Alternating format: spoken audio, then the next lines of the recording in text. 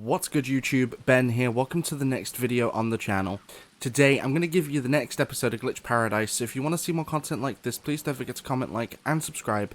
Please remember to hit that like button because it's really important for the algorithm. Don't forget to turn on that notification bell to be notified of all uploads and live streams, and don't forget to join me on my main Twitch, my multi-stream Twitch, and my Discord. Those three links are in the description below. Let's get into the video.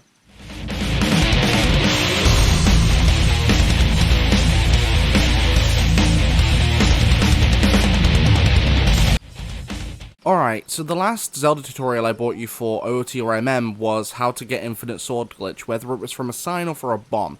Today I'm going to teach you how to bomb hover, although this method applies for Majora's Mask only. So the reason why it applies for Majora's Mask only is you can bomb hover the same way in Ocarina of Time, almost. It's a little bit different.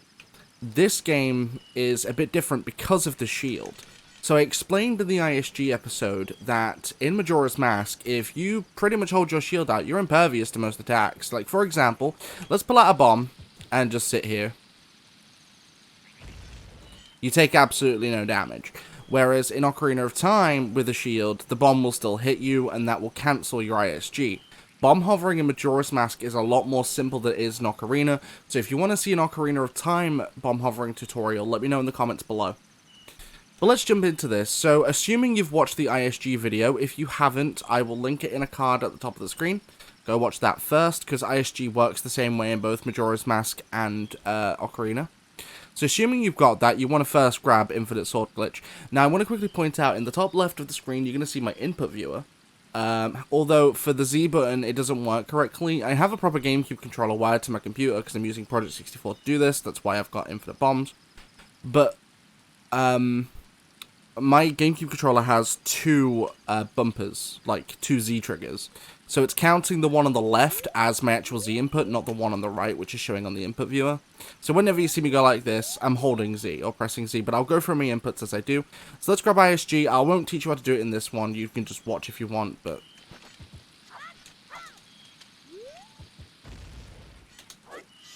there we go. So we have Infinite Sword Glitch. Now for bomb hovering. There are two distinct ways to do this. Technically three in Majora's Mask, but we're not going to be covering Blast Mask because most people wouldn't use it for bomb hovering. So there are a couple of instances where bomb hovering is super useful in Majora's Mask, even as a casual. Like, for example, accessing Great Bay way earlier than intended, thus allowing you to grab Hookshot way earlier than intended, which is super fun to do. So, like I explained in the ISG episode as well, when you've got ISG, you can't walk off edges, which works in our favor here for bomb hovering, because it makes bomb hovering a little bit easier. So say, for example, if we were going to go all the way from over here to Great Bay, right? So, you want to make sure you're holding Z for this. So I'm going to show you bomb chews first, because bomb chew hovering is a lot simpler. I also recommend that if you're going to use just normal bombs to bomb hover, I would highly recommend starting the first hover with a bomb chew, because it is a lot easier. So, with bomb chew hovering, you want to hold down Z. Then you want to start pulling backwards on the joystick, and in a very quick amount of time, you want to hit backflip, you want to pull out your shield, and then hit the left C button, or wherever it is your bomb chews are. So, oops. Okay, that was my bad. I didn't do the right input. Whoops. Okay, there we go. That was completely on me. That was my bad. Maybe if I actually tried doing the right inputs. Et voila, we've started hovering. Now, in order to just continue the hover, you literally just over and over and over again want to do those inputs. So hold Z, pull back on the joystick to do press A to do a backflip. Mid backflip, you want to use a bomb chew and then pull out shield.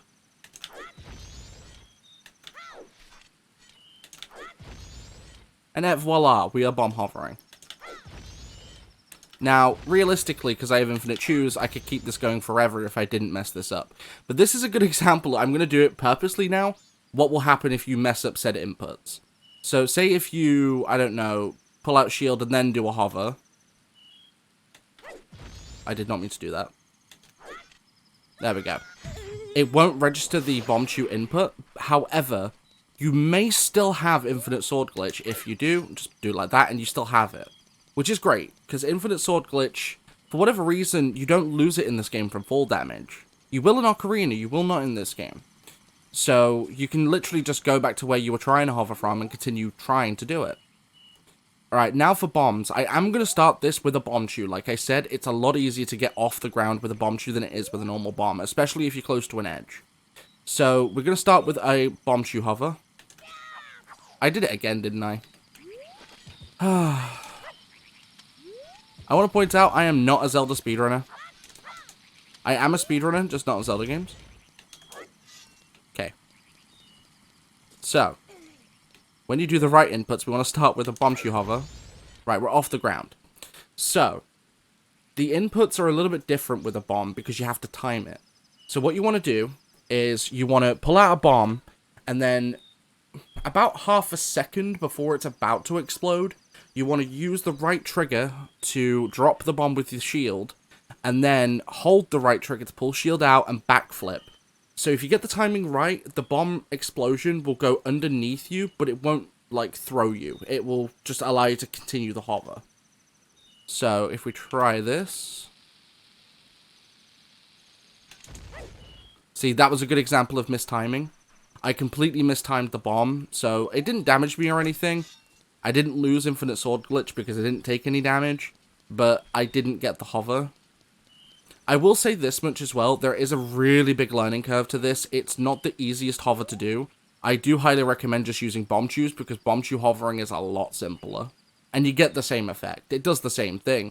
It's just a lot harder with normal bombs. So we'll start off with a chew. And then...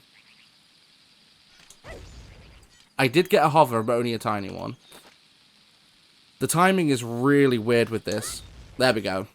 So this is a good example of how it will work. So this is how you hover with... Oh. And that's a good example of what will happen if you fail. Now, if that does happen, you will lose ISG. As you can see, we do not have it anymore. But bomb hovering is useful for a lot of things, whether you're speedrunning, casualing, randomizing. It's useful. But if you want to see any more tutorials like this, or if you do want to see that Ocarina of Time bomb hovering tutorial, let me know in the comments down below. Don't forget to hit the like button as well. It's really good for the algorithm. Don't forget to subscribe. Don't forget to turn on the notification bell to be notified of all uploads and live streams. And don't forget to join me on my main Twitch, my multi-stream Twitch, and my Discord. Those links are in the description below, and I'll see you guys next time.